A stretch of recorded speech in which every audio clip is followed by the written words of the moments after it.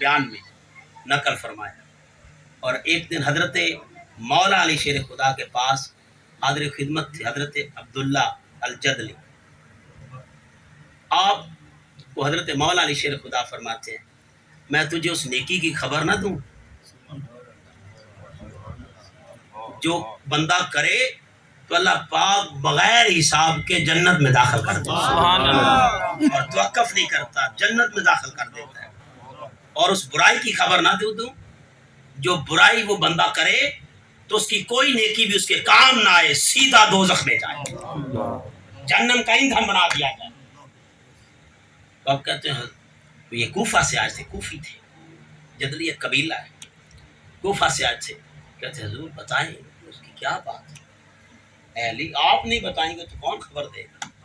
آپ فرمانے سن لے، یہ جو حسنہ اللہ بیان کر رہا ہے، یہ نیکی بیان کر رہا ہے کہ جو لے کر آئے گا اسے میں جنت میں داخل کر دوں گا، اور جو برائی لے کر آئے گا اسے میں جہنم میں داخل کر دوں گا۔ اب جنت اور دوزخ کا فیصلہ کیا ہے؟ آپ فرماتے اس سے مراد، اس نیکی سے حسنہ سے مراد حبنا ہماری محبت ہے، اور اس برائی سے مراد بغضنا ہمارا بغض ہے۔ نعرہ تکبیر، نعرہ رسالت، نعرہ حیدری۔ جو ہماری محبت لے کے آئے گا وہ جنت میں جائے گا۔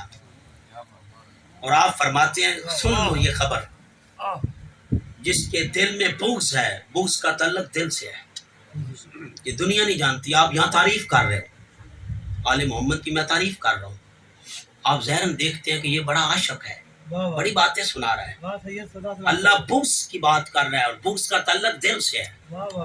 اوپر سے تو بیان کی، تعریف کی، بڑی بڑی باتیں سنائیں، لیکن دل میں کیا سایا؟ کہیں رائی کے دانے بھی حقارت آ گئی دل میں۔ اوپر زبان سے تو بڑی بات کی، بغض کا تعلق دل سے ہے، اور دل کی بات کوئی اور نہیں جانتا۔ وہ خود فرماتا ہے سورہ احزاب میں یعلم ما فی قلوبکم، اللہ وہ ہے جو دل کی بات بھی جانتا ہے۔ اب جو تیرا بغض ہے اس سے واقف وہ ہے۔ اور حضرت مولا علی شیر خدا فرماتے ہیں کہ یہ بغض جہنم کا ایندھن بنا دیتا ہے۔ جس کے دل میں ہمارا بغض ہو، یہ بہت بڑی برائی ہے۔ جو بغض آل محمد کا رکھتا ہو، چاہے وہ نمازیں پڑھے، خیرات کرے، صدقہ کرے، لاکھ نیکی کرے، ہر نیکی اللہ بیکار کر دیتا ہے۔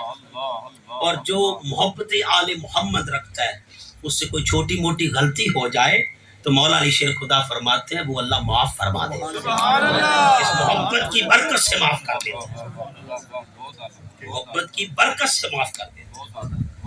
سن لیجئے اللہ پاک ارشاد فرماتے